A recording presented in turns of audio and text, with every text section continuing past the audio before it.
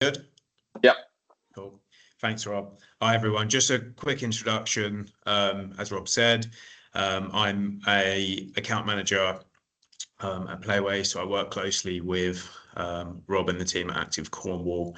By the end of this call, hopefully, all of you will have a better understanding of the Playwaze system, what you're being asked to accept, create, and deliver. Hopefully by the end of it, you'll have enough information to go away and create activities on Playwaze. They'll be showing on the Active Cornwall Live Longer Better activity finder. And then from that point forward, you'll have the ability to manage your bookings. If you do have another booking provider, I'll show you how you can create a listing for the search. And how that can then redirect to your website, etc. If you have used Playwaze before, some of the session will be repetitive, so apologies for that. But because there'll be some new providers, we will have to kind of cover everything from start to finish. So hopefully all of you will have received an invitation. This will be to accept a community on Playwaze. So what we're doing behind the scenes is we're filling in some information for you to give you a business page or a provider page. We call them communities on Playwaze. And this will be kind of your home to manage your members, create your activities, link into your payments, etc. So I'll share first of all a screenshot of what an email invitation will look like. So apologies if this is a little small. You'll have an email invitation sent to you. If you don't have that, then Rob can resend that invitation. The invite has a big green accept button. So as soon as you click that, you'll be redirected from your emails into a Playwaze account create flow. So if you don't have a Playwaze account, you can create one in this page. If you already have an account, then you can click login. We'll ask you to log in, and then you'll be taken to an accept view. So your community or your provider, which you can edit after this view, will show here. So you'll tick the box to say that you're going to accept your invitation to manage the community. Click accept, and then you'll be redirected to kind of the Playwaze homepage. So there's a couple of ways to create your community. So if you've got one already, you'll have access to it. You can be invited, and there is an invitation link that we can share with you as well, where you can go through the create. And what that will do is that will ask for your provider name, some supporting information like your contact email address, phone number if you have it, some details for your venue, where you are, etc. So we try and make it as simple as we can to get into the site. So as soon as you're on to Playwaze, from your homepage, you'll have your community. So behind the home button, once you've accepted an invitation, it will hopefully be nice and clear. You'll have your community. So this is a demo one, so not everything in this community will potentially look exactly like yours will, but most of the content should be here. So you'll land on your community dashboard, your homepage. From this view, you've got a few options, so you can create your activities. So this is the feature that you'll use to take bookings. So I'll go through the create in a few moments. But what you might want to do first, and what you probably will want to do, is to update your community profile. So behind the settings on the left here, you've got general settings. So as soon as I open general settings, you've now got an opportunity to select and update your logo and banner image. So you can see that here. You can change your name. You can set a location of where you're based, a description of your community. So this can be a summary of who you are, what you deliver. You can add links into this view. The contact email address is really important for bookings. We'll share the contact email address to every person who does make a booking. So if they've got an inquiry, they need to get in touch, then they'll be given this email address. So it's quite it's quite important for you to come and update that. We'll share that out with anyone who does book. You can see it from kind of the public pages where your community is seen. And again, phone numbers, web addresses, etc. All the changes you make, you can then save. So if you are popping links in here, so Facebook, Instagram, X, just make sure you use the www. And we'll make sure that when someone clicks that, we'll redirect them appropriately. You've got a few other settings that are worth looking at. I won't cover them all in this call, but the logo, the banner, and the supporting email address is the kind of the most important information for your profile there.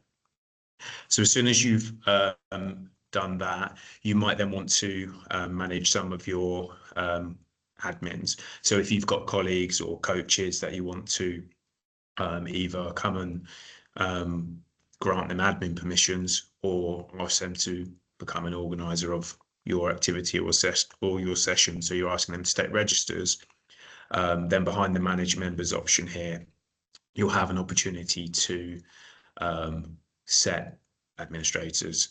So behind the big settings cog here, you can see all the members of your community. So anyone who makes a booking will become a member. They're a member of your community. You can then toggle on admin permissions. This will let them come and create activities, manage payments if you're trying to set another admin up, etc. So manage members is a really easy place to come and set that. And then from that point onwards, really, you'll be ready to start creating some content.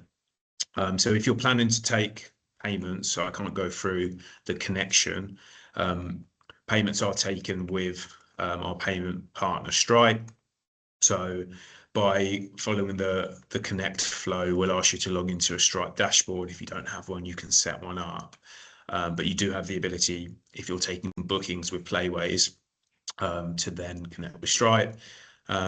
So through the agreement with Active Cornwall, you'll have access to the premium activities feature for free. So you get lots of helpful settings that will cover.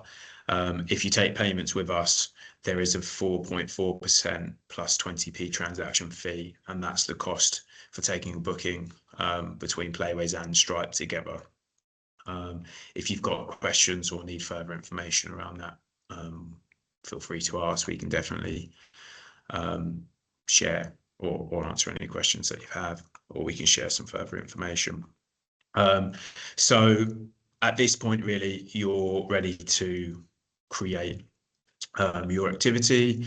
So I'm just going to move away from the Playwaze site just to show you what you're about to create. So this is not currently live, but this is an example of what the Live Longer Better activity finder will look like. So you will see here an activity finder. This is based primarily on your location and the terms that you put in the search bar. So you might be typing in cycling or the activity name or the provider name. But this is what you're about to set up, and this is what your activity or your listing will look like on a search. So as soon as you click on one of these activities, you'll see all the summary information that we're about to cover when the activities are running. This will be the redirect link to the activity if you're not taking bookings with us, or it will take you to the booking flow if you are going to take bookings with Playwaze. So this will give you all the summary information, and this is what we'll go through now. So the create. So I'm just going to move back to the system. So from your dashboard or from the ad page, you'll have add activities, and we'll take you through a create flow. So you should all have premium unlocked by default. So to create an activity, take bookings, you would want to click Start Setup on the premium create flow. If you already have a booking provider, then you would want to choose standard without booking. So what this will let you do is this will let you link your website or your booking system. So we'll redirect you from that activity finder out to wherever you're asking members or users to book. So I'll go through the premium create first. If you've got questions as we go, feel free to drop them in the chat. I might not be able to cover everything in this call, but I'll make sure that you've got our contact information and the team at Active Cornwall's contact information. So we'll make sure that any questions that anyone does have is answered. So as we go through this flow, you'll be asked what type of activity you're delivering. So you're going to all select probably in person. On this page, if you are a provider delivering in the Time to Move holiday activity program as well, you'll have an option here that will ask you to tell us what program you're delivering for. So this will say Time to Move, or it will say Live Longer Better, and that's just to allow us to direct your activity to either activity finder. So we'll make sure that all the information that sits behind this activity is kind of pushed in the right direction. So not everyone will see that. So in this example, it's not here, but there'll be an option here that says which program. So it'll be a simple drop down, one of two options. So you should hopefully know which one you're choosing. So in this screen, you're asked to give your activity a name, an image, and to select the type of activity. So the activity image is the one that will show on the search. So if you do have images that are engaging, they will do a better job of getting you more bookings. There'll be more clicks through the activity finder. If you don't select an image, there will be kind of a default one selected for you. It doesn't look great. It doesn't necessarily do justice as to what you're trying to deliver. So do your best to use a descriptive activity name, use an exciting image that you have, and then select the most relevant type of activity. So there's a whole list, hundreds of options for activity type. So if you're running group exercise classes or anything like that, just searching in this box will hopefully return the activity type that you need. So in this example, I'll just proceed with group exercise. Then you've got an opportunity to describe the activity. So the description will show on the search, and the description is also shared to any person who makes a booking. So the description's really kind of handy to have. This should probably include specific information about the day. So what the class will entail, any special requirements. If you've got instructions for the venue, you might leave some parking instructions here as well. You can also link to your own website, to other pages, if you do use links in the description as well. So it's really helpful to put as much information as you can again in that box. You've got an option to link or upload a video. So this will show on the activity finder again. Before we show the image, you can put a short promotional video. If you've got them hosted on YouTube, you would pop the link to YouTube in here, or you would upload the video yourself. And what we'll do is we'll then show that on the activity wherever we're showing the results. You're then asked if you'd like to enable a waiting list. So I suggest enabling the waiting list. What this will do is when your session is full, it will let you run an overflow list or a waiting list. So when it is full, users can say that they're interested to be notified if someone cancels or if you increase the capacity for that given day. Anyone on that list will get an automatic notification to say there's a space available. It's first come, first serve. Would you like to book? They've already shown interest in the session, so it's a really good way of minimizing kind of the impact of cancellations. It should hopefully keep your sessions full. So I would tick the first two options to enable the waiting list when your session is full, and to automatically notify anyone on the waiting list if there's a space available. The next setting isn't very relevant. I will just skip over that one. You probably won't need to use it. If you do have it on, it will ask anyone who's not been marked on the register if they attended at the end of a week. So the system itself is used in a variety of different use cases at times, so not all settings will be relevant here. You've then got an option to mark the register. You can simply mark a user who's booked as attended, or you can sign them in and out of the session digitally. So if you've got young people, sign in, sign out is really helpful, whereby you can say that they've arrived at the session, and you can mark them signed out, having left the building, left the session. So you've got two options. They're fairly similar in how they show on the manage page. I'll show you the manage view in a few moments, where you'll be able to see how you can mark attendance, mark the register.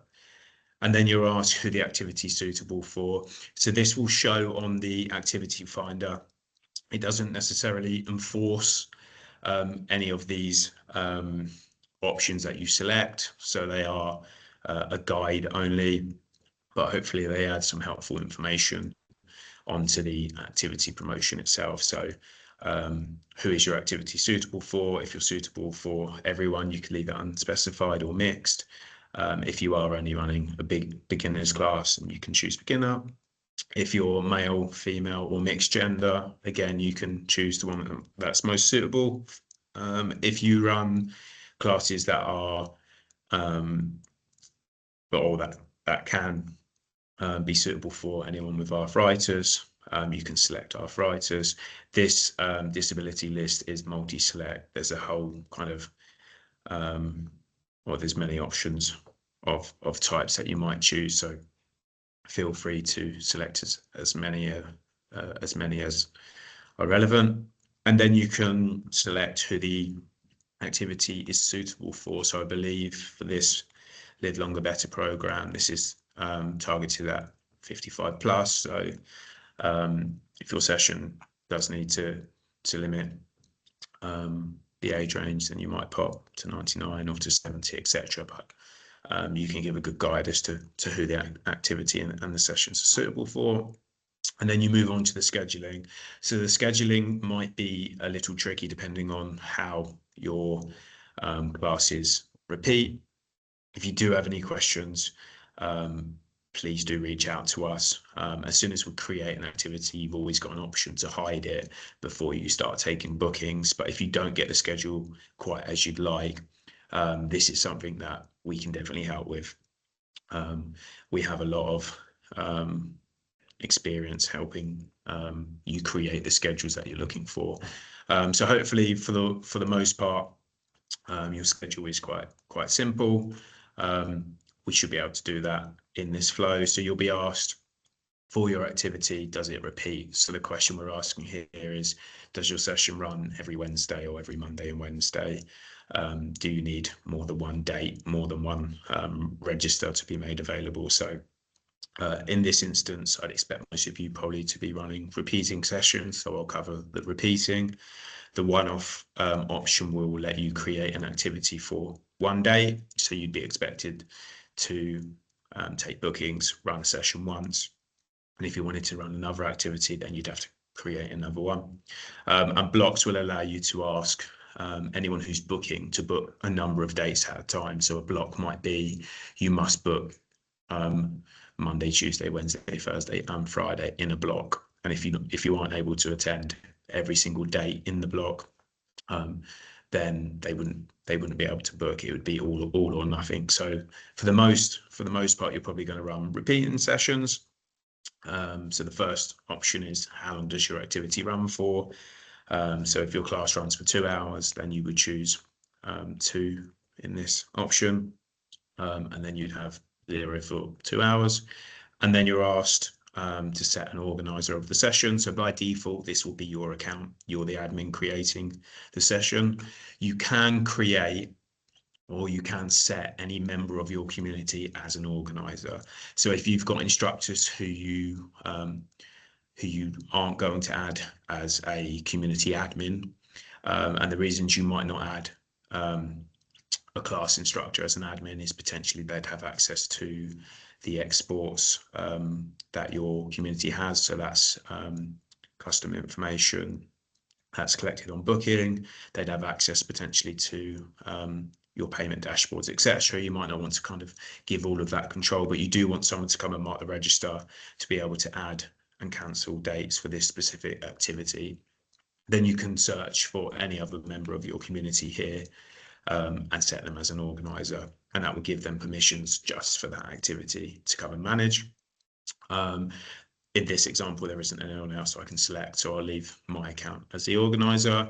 And then you're asked to put a limit on the number of participants. So this is your max capacity. How many bookings are you going to be able to take for this class? So in this example, I'll just set that to 10. And then you can select a venue or create a venue. So you might not have created a venue at this point.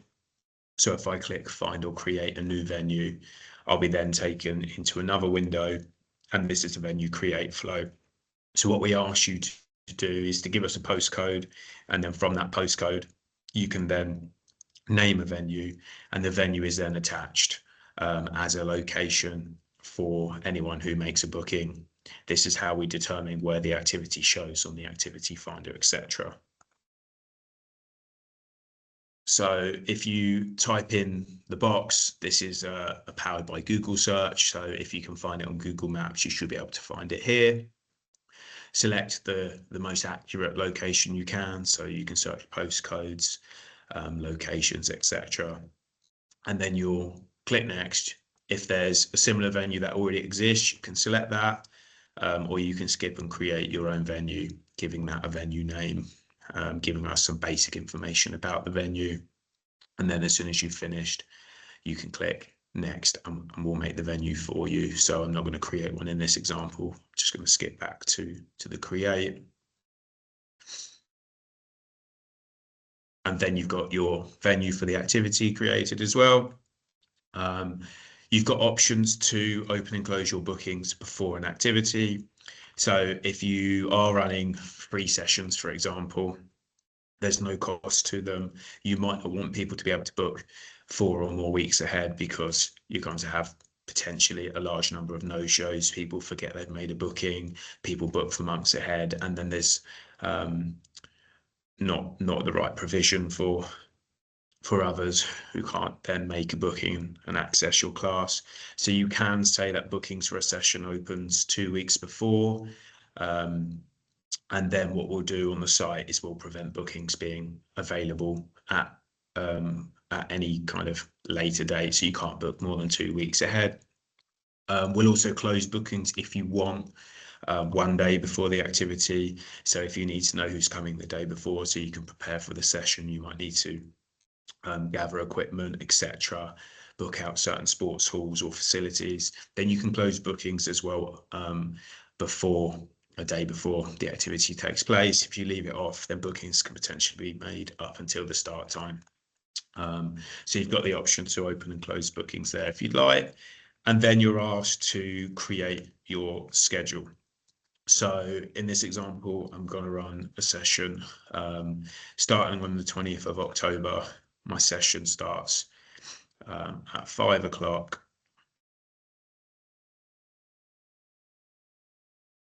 It runs for 2 hours as I've set that above. And then you're asked how often does the session repeat?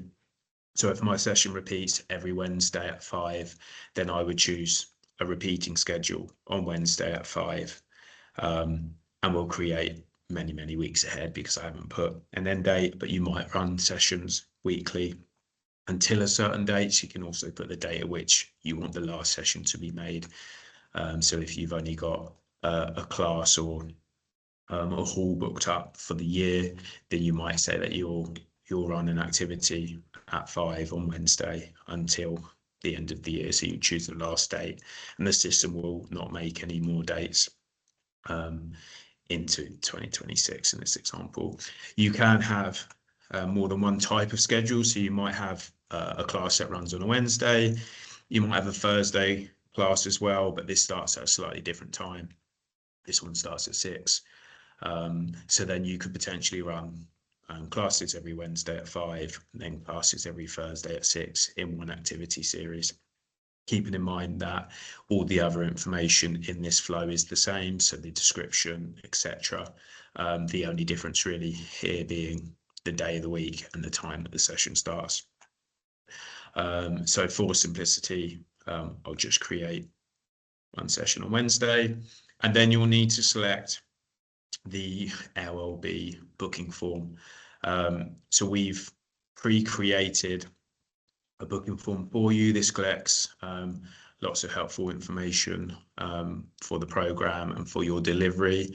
You can make adjustments to this form, so you can add to it, but you do need to make sure that you select the LLB form. So if you have delivered with any other, or if you have delivered time to move before, the form wouldn't have been mandatory before, but because there's now more than one program being run within the Active Cornwall network, you will need to select either the HAF form or the Live Longer Better form. And this will ensure that not only is kind of the generic fields shared between both programs collected, i.e. email address, phone number, postcode, but the specific fields that show at the bottom that are being asked in this case, which the following best describes your employment status, etc. Please agree the privacy policies. They'll show, and they will not show if you don't select the Live Longer Better form or have a copy of the Live Longer Better form with your additional fields added. So if you do need to create and add additional fields, then there'll be an option to do so in the create new form option. If there's people that need to do that, then I'm more than happy to, or I'll show you quickly in the form section, actually. But if there's anything specific that you're after, we will definitely be on hand to help you make those fields there, or they can be quite specific to set up in terms of what you're trying to gain from the customer information. So we can have different types of information, text, numbers, checkboxes, and then we can also put rules on some of your bookings. So if you need to enforce that that someone is of a certain age or of a certain gender, etc., the forms feature can go that one step further, but you'll have to customize that. So I'll quickly cover the forms feature in a view so you can see what that looks like. All right, Ryan, can I just come in there a minute? Just had a question in the chat there, just regarding a break over half term. So can you add a break into the schedule tool? So scheduling. So for like half term, so you've got there's no session during half term. Is that a possibility? Yeah. So there's two ways. There's two ways you could do it. So you could create a schedule that ends before half term, and then you would create a second schedule that starts after half term and then ends. Or you could create your activity and you can cancel days. So what that will do is that will take that one date during half term off out of the system. It can't be booked. You will see it because you've cancelled it. So you've got two options. You can start a schedule kind of leading up to half term and then one after, or you can create one schedule, and then when you've got the series in front of you, you can cancel specific days in the manage view. So there's a couple of options. I would probably schedule the session in two parts, because that means if you do make any adjustments, etc., then that date during half term, the date you don't want to be scheduled, will never be created. You could create two activities as well, but generally speaking, I'd probably go with either two schedules or cancel the dates that you don't want to take bookings for. If you haven't taken any bookings on them as well, you might be able to just remove them entirely, but you can at least cancel them, so they're hidden from view, they can't be booked. Perfect, thank you, mate. Cool. For anyone who has selected to take payments, you would have connected your Stripe account in this scenario. You'll be asked to select the price for the activity. You'll see yourself as a payment receiver, a payment merchant. Select yourself, and then you'll be asked if you want to offer any discounts, any bundle prices, and any add-ons. So you can put a price against some discounts. So you might have a rule to say, so in the free school meal example for time to move, you might have a discounted session for a free school meal code. I'm not sure what scenario you might have discounts here, but what you can do is you can set a rule to say if you have a code or if you are of a certain age or a gender, you can have a discounted price. So you might have an over 70s price, for example, or you might have an under 18s price, generally speaking, and you can create a name for the discount. So this would be under 18s, just because I've used that as an example. And you'd say that instead of the price being £5, the price would be £4. Then you'll create some rules as to what means you can take the price. So you'd say age is less than 18. We'll take you through a discount rule create. If anyone wants to use this, again, I'm more than happy to take you through it, but you'll be asked to create a rule and set how many spaces are available for that discount. Yeah, that might work for us, Ryan. And in social prescribers, so if we're linking with social prescribers potentially, then that could be a rule for us, like a social prescriber code, and they would have a range of those codes that they can give out to people. So it's not currently something we're doing, but obviously they link and they subscribe to these sessions because they're free currently. If we do start charging for some and actually still keep some open for free, then obviously that's definitely something we can look at. Yeah, we would be able to create, similar to this, a Feed and Britain code or a Looked After Children code. We'd be able to create a rule here for that code, potentially give you some codes as well. And then you'd select that in this option and you'd say, well, the price is reduced or free if you use that code. So yeah, we can certainly set that up if it's needed. And then we've got the option to create bundle prices again. So you might say 5 bookings for the price of 4. So you'd be able to set that if you choose to book 5 sessions in a row, then you can have a reduced price. Instead of £25, you pay 20, or you might charge 21, etc. So you can set bundle pricing as well. And then you can also add add-ons to your session. So you might offer equipment rental. So you'd give a name for what you're renting, how many sets of equipment you can rent out, so how many different people you could offer that to, and the price. So it might be a racket rental, and you've only got 2 or 3 rackets per session, and you can rent a racket for £1. So you've got the option to then use the add-ons. I'll proceed as if there's no payments. I'm assuming that most of the bookings potentially will not be taking payments at this point, but you do have the option there to take that if you'd like. Again, you can use add-ons, so you can create add-ons that don't have a price in the same way. You say what the add-on is, how many of them you can offer. So some of the provisions that run on the site will offer lunch options, and you'll be able to select the type of lunch option you want with a booking.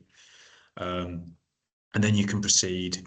You do have the option to take QR codes to validate bookings. So an organizer can have a code. Anyone who's booked can scan the code on arrival, and then the register will be automatically marked to say that they've attended.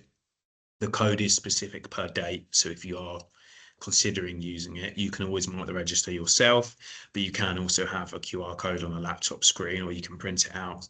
People can scan that as they arrive, and that will mark them as attended on Playwaze. Or you can send codes to anyone that books, so a participant, and you can scan their code on arrival. Again, as soon as you scan it, their attendance will be marked. So you've got the option to use it. You don't have to. You can always mark the register and manage.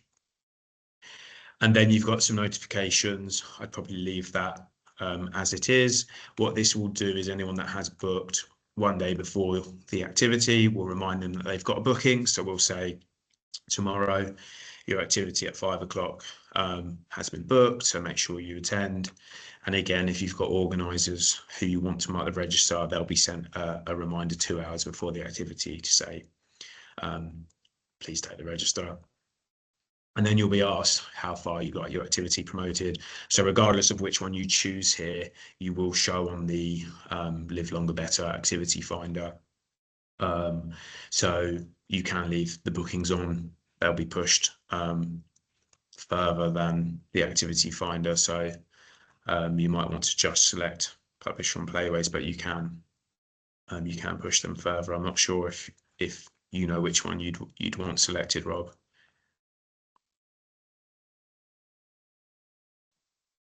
Not at the moment, no. I think it's just publicised on Playwaze only, I reckon. Yeah. Actually, to start off with, yeah. Yeah, just choose publish from Playwaze. Those settings can always be changed after. Then we'll have created an activity for you. So I'm going to switch over to one that I made earlier because it's got some bookings on it. So I'm just trying to find that one.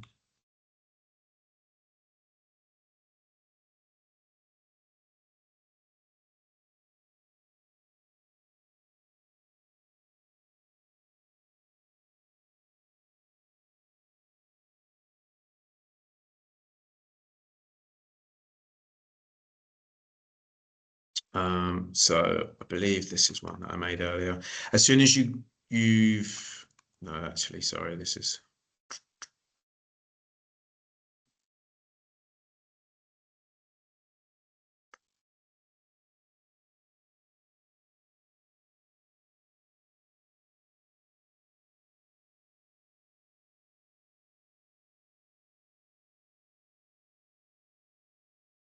So we'll use this one. So as soon as you've created the activity, you'll be taken to the manage view. So this is the main view in which you'll manage the activity and the bookings itself. So you'll see as soon as you create an activity, I'd recommend clicking hide. So there'll be a big button on the top. You'll have the option to hide the activity. It's probably a good idea here just to check what you've created, make sure that the schedule is what you was trying to create. You can click view public page. This will open another view and it will show you what the activity will look like to anyone who's coming to book. So you'll see here that your provider name be listed, your activity name. Again, this is all the information that we've just completed. So your images, your location, so the venue that you've set up, the schedule of the activity, the description, etc. So we'll go through this and all of the relevant information that you've popped on here will be seen. So it's a good idea just to have a quick check through. And then from this page here, you'd be expected to start managing bookings. So if you're happy that everything looks fine, you would unhide your activity. People then see your activity on the class finder. They'll be able to book. So primarily from this view, you'd come and you'd see for a specific date who's booked on. So from this view, you'd open the register. So I've opened the register for the 22nd of October, the session from 4 till 6 o'clock. If I wanted to mark this user as having attended, tick the box. The system will then update for you. You can see that me as an admin, I'm logged into an account called Playwaze Support, as marked Playwaze Child as having attended. I can see their booking information, so their booking form, all of this information that we've collected on booking for you has been taken. So you can come and adjust this information, review it, save that if you need. You've got a few options for the date itself, so you can add users to the flow, so you can search for anyone in the active Cornwall network from this box. Search in the box, select the account that you'd like to add, click add. By the end of the ad journey, we will have added bookings for them. You can pull an export for the register, so this will be for the class that's taking place on the 22nd. We'll give you an export of that. That will include everyone that's booked. And again, you've got a sign in and out sheet. This might be more useful in a setting where you need to mark who's arrived. So for CYP, children and young people, you can say that you've signed them in and out on paper with a signature, etc. We do have some enhancements coming. So in the near future, the add and invite will look slightly different and the sign-in sheet will look ever so slightly different. With the ad flow will allow you to complete a booking form and take a payment potentially for a user in one journey. So if you've got someone who is having trouble booking, they might not be as able to understand the system to complete the booking flows. You will be able to add them, take their kind of custom information. Will pop up the payment gateway for Stripe, so you'll be able to take their payment details and in one journey, you'll be able to take a booking. So that doesn't quite happen in that order at the moment. So if you do add anyone to a session, you can't take a payment. You would need to take the payment outside of that journey. Anyone you do add, you can come and add their booking information through their booking form. But what we're doing is we're working on putting that all in one journey. So in the near future, that will slightly change, but everything should still make sense as you see it today. So you've got kind of a summary view of everything, hopefully, that you need here. If there's specific questions on this view, feel free to get in touch. You've got a message option, a rescheduling option, and a capacity edit here. So you can change the number of bookings that you're taking on a date, etc. As soon as you do that, that one date will update. You do have an edit, so that will take you back through a similar process to the create, where the fields that you can make changes to can be updated. And then generally speaking, your activity will show from the My Activities page, and you'll have bookings being taken. So if anything's hidden, you'd be prompted to unhide that. There's a few other useful kind of areas of the community. Now you've got your activity created, so you do have a reporting section. So you've got reporting activities, and this will show you an activities dashboard. So what this will do is this will show you all the activity dates that you've got created, so you can see your activity, what date it's created for, how many bookings it's got, how many spaces available, number of cancellations, etc. And if you do have any specific inquiries about bookings, you can always switch the filter to bookings, and you can search for a specific user. So in this case, that Playwaze child has made 5 bookings. You can export that information. It's a really handy way of checking what's been booked. A lot of providers will use that kind of to figure out potentially how many bookings someone's made. If they've got a question or a query as to when their session might be, you've got a few tools that you can use as well to look around the dashboard. And behind custom reporting as well, you've got an activities report. So selecting activities reporting and export will pull a download for you. From that download, you can get a summary view again of everyone who's booked, cancelled, anyone who's on a waiting list, etc. So you've got kind of the ability to export your registers, some reporting, and to view your activities dashboard. So hopefully, if there's any sort of information you're looking for, you can gain all of that in that one view. I'm just going to loop back to forms, and I know I'm covering a lot of information. So if you do have questions, I'm going to try and leave some time for questions as well. If you do have to adjust or collect any custom information, you've got the option to copy the Live Longer Better form. So if I click copy here, we'll make a copy of the form for you. So this will have all the extra fields that the form is collecting. You won't need to necessarily understand this whole view, but if you did want to make changes yourself, you would need to rename the form potentially. So you might want to say which activity this is specific for. And then at the bottom of the form itself, you can drag an extra field in. So if you needed to ask, and it's not in the form, I'm just going to use school year as an example. It's probably not relevant. You would drag school year into the field. This might be your own privacy policy, and you click save form. If you wanted to add privacy policy, you could click create a new property.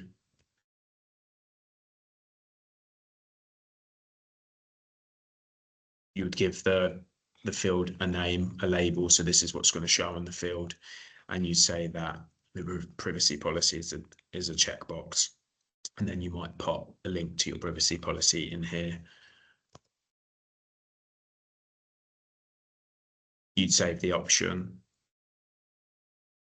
and then you would drag it to the bottom of the form again. So if there is anything specific that you do need to ask, you would drag that in, save the form. And what you would now choose when you're creating your activity is you would choose the form named Live Longer Better form copy. So you might name this your provider name, privacy policy, or similar, something that will direct you to use the form. And then when you now use that form, you'll have your additional privacy policy being asked at the end of the form. If there's specific fields you need, please let us know, because we can help create that. Here's an example of what the form would look like. So the privacy policy would show as you've typed the label out. If I clicked on that link, it would take me to Google, and I could select the privacy policy when booking to make sure that it's been agreed. So that's probably a good run through of hopefully your community, your management of the community, activity creation, etc. I haven't covered specifically activities without bookings. We'll take you through another flow, and the only difference really will be, instead of setting up the bookings, we'll ask you to pop a link in to the website where you're taking bookings. So the only difference will be providing us a link to redirect any visitors. The scheduling will be similar. The activity name and creation also similar. The main difference being that by completing this, you're going to be shown on the Live Longer Better finder, and then we'll push any visitors over to your booking platform or the website. Cool. I don't know if there's any questions, Rob, that you want me to go through. That's kind of the most part of what I was planning to cover today. I don't know if there's anything else that you would want me to touch on quickly. I think that's everything we've talked about covering. If there's any questions, people can pop up the hand. What I'll do, I'll stop recording, and then we can ask any further questions from there.